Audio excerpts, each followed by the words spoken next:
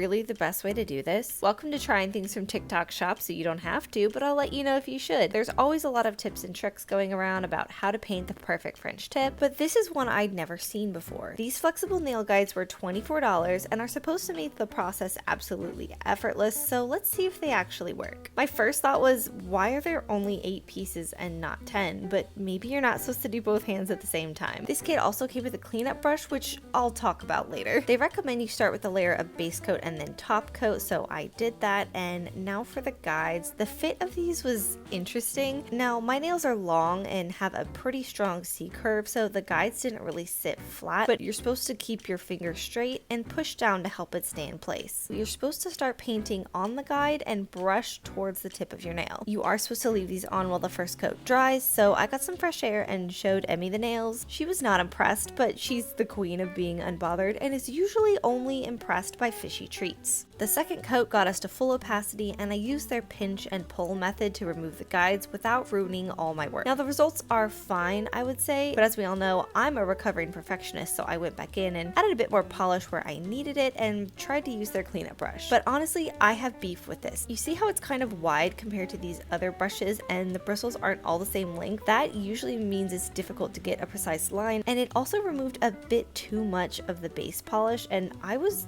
being very careful and swiping very lightly. I get way better results with different brushes, so yeah, their brush gets a no from me, but that's something that they could easily improve. As for the result and the forms themselves, honestly, it's not bad. I'd even say it's pretty good, but I don't think I'll use these again, partly because the results are a bit messy if you don't have your own cleanup brushes on hand, and I tend to prefer a more almond style French, whereas these are a little more rounded. So in conclusion, I don't think they're for me, but they might be perfect for you, especially if your nails are more normal and not as long or curved as mine. So what do you think? Would you try these?